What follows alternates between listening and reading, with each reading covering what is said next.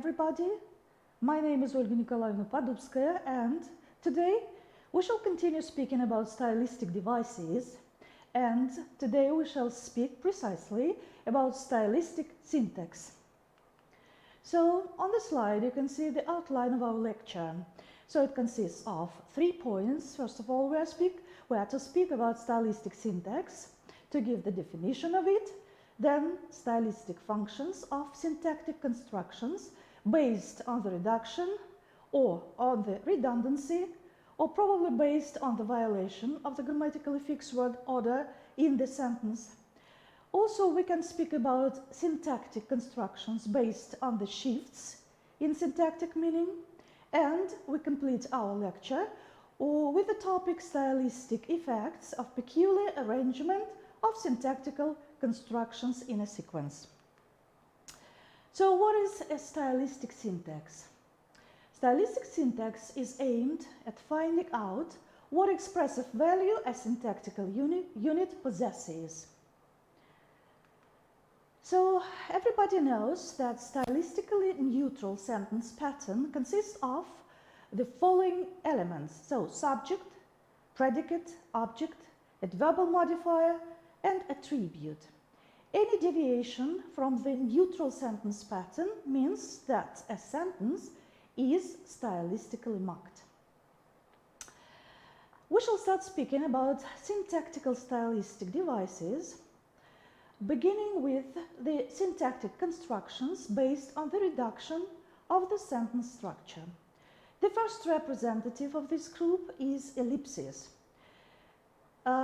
It originates from the Greek leaving out, which means the absence of one or both principal parts in a sentence. It might be a subject or a predicate. Usually, elliptical sentences used to produce colloquial speech, to impart brevity, quick tempo, or emotional tension. For example, very windy, isn't it? Not yet, better than yesterday, tons better. These are the examples of the ellipses. The next representative of this group is nominative sentence.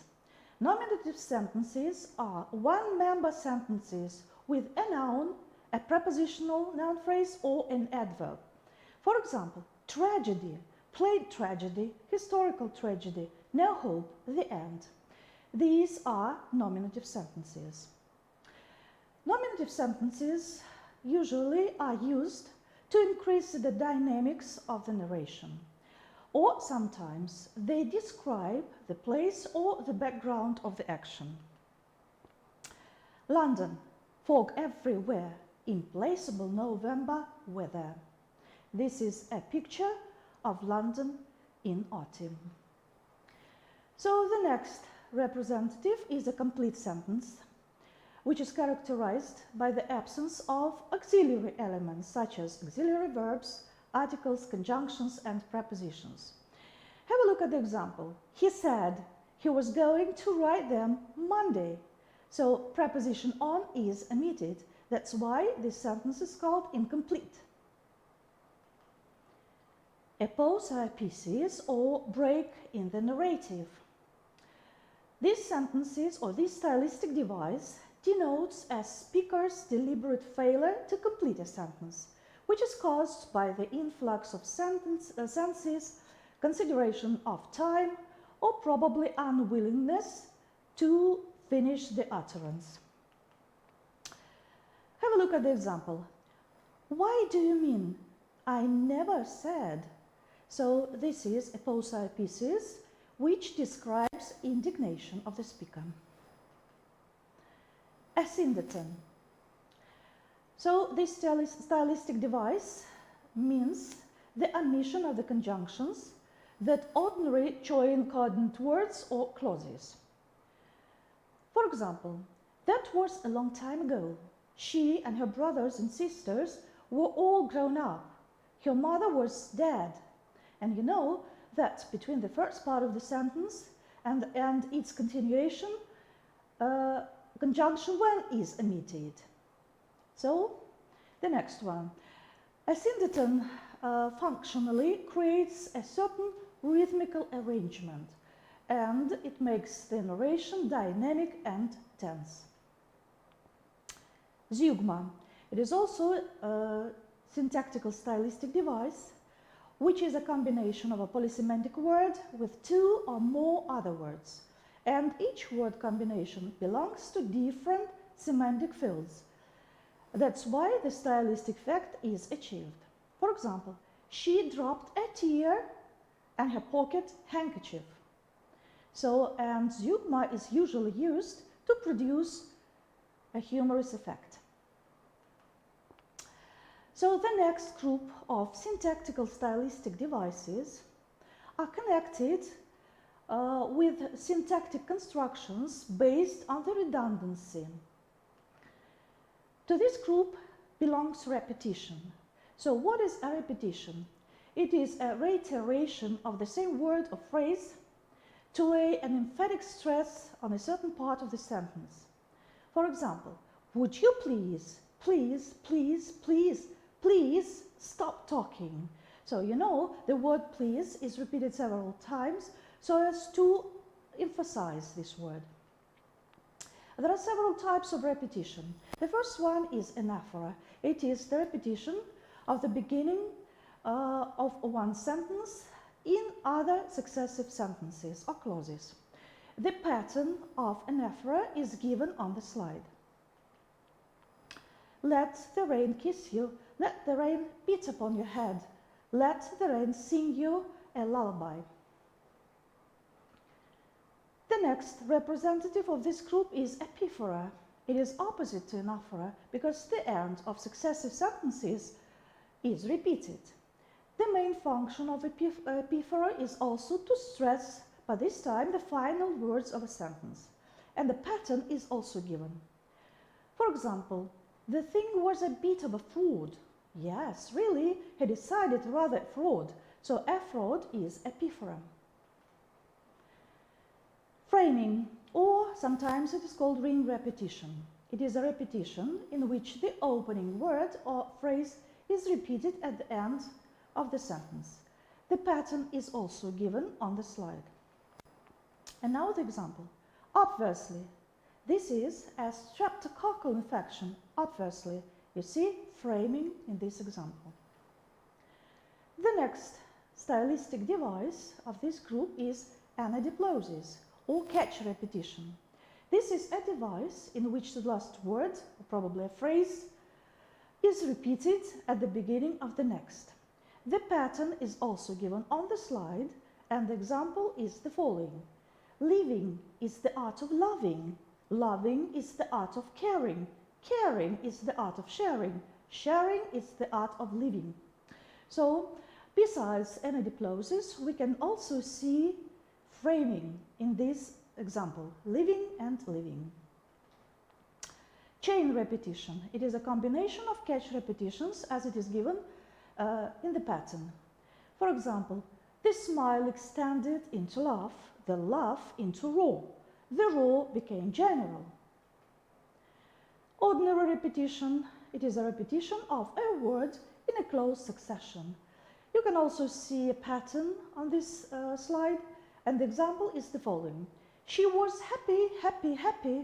The long day ripened and ripened, perfection after perfection. Successive repetition. It is a string of closely following each other reiterated units. This is the most emphatic type of repetition because it signifies the peak of the speaker's or writer's emotions. You can see a pattern on this slide and the example. It were better than he knew nothing, better for common sense, better for him, better for me. The repetition of the word better is successive repetition. Enumeration, it is also the representative of this group, and enumeration is a repetition of homogeneous parts of the sentence aimed at emphasizing the whole utterance. So, in the given example, you can see the repetition, cattle and dogs and chicken. It is the example of enumeration. Polysyndeton. This stylistic device is opposite to a syndeton and means a repetition of conjunctions. And the function of polysyndeton is to make the speech more rhythmical, more dynamic. In the example, you can see polysyndeton and this repetition of this conjunction and makes the speech very rhythmical. The next group, stylistic properties of syntactic constructions based on the violation of the grammatically fixed order. The first representative is inversion. It is a syntactic reversal of the normal word order in the sentence. And as you can see on this slide, the inverted order may be the following. When the object is placed at the beginning of the sentence, for example, tenant, Mr. McCulber has, capital, Mr. McCulber has not. Or the attribute may be placed after the word it modifies, or the predicative is placed before the subject, and so on. Anyway, it is deviation from the ordinary word order. Separation or syntactical split. It is the splitting of a noun phrase by the attribute adjunct, which is removed from the word it modifies. Usually it is used to emphasize the phrase which was separated. For example, he had never seen the truth before about anything. So about anything is emphasized, is stressed by syntactical split. The next group is stylistic properties of syntactic constructions based on the shifts in syntactic meaning. So the first representative of this group is rhetorical question. So rhetorical question is negative or affirmative statement rather than a question, and possible answers to it being implied. Rhetorical questions, when used in the modern fiction, they describe characters' inner state, characters' meditations or reflections. For example, marriage is a wonderful institution, but who would want to live in an institution? And one more. If practice makes perfect and no one's perfect, then why practice? The next group, stylistic devices of peculiar arrangement of syntactical constructions in a sequence. To this group belong parallelism or parallel constructions. What is parallelism? It is a repetition of similar syntactic structures in close proximity. Parallel constructions may be complete or partial. The cock is crowing, the stream is flowing, the small birds twitter, the lake doth glitter. These are the examples of parallel constructions. If we speak about complete parallel constructions, we see that syntactical patterns of the sentence that follows should completely be identical to the preceding one. If we speak about partial parallel constructions, that means that either the beginning or probably the end of several neighboring sentences is similar. Chiasmus. What is chiasmus? Sometimes it is called reversed parallel construction or parallelism.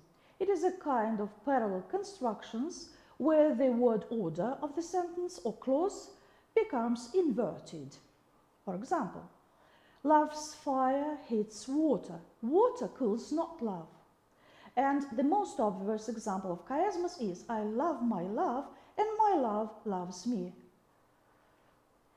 And to summarize what was said, I should remind you that today we were speaking about stylistic devices on syntactical level. And we have discussed stylistic devices which were based on the reduction of the sentence pattern. We have spoken about ellipses, apposite pieces, nominative sentences, incomplete sentences, and a syndeton. We also have spoken about stylistic devices on the level of syntax, which were based on the redundancy of the sentence pattern. To this group, we referred repetitions of different kind, enumeration, and polysyntheton. If to speak about the violation of the grammatically fixed word order, we have defined stylistic inversion and syntactical split. And if to speak about the shifts in syntactic meanings, to this group belongs only rhetorical question or rhetorical questions which were discussed today. And if to speak about stylistic effects of peculiar arrangement of syntactical constructions, we can call the bright representatives of this group, which are parallel constructions and chiasms. So, thank you. See you next time.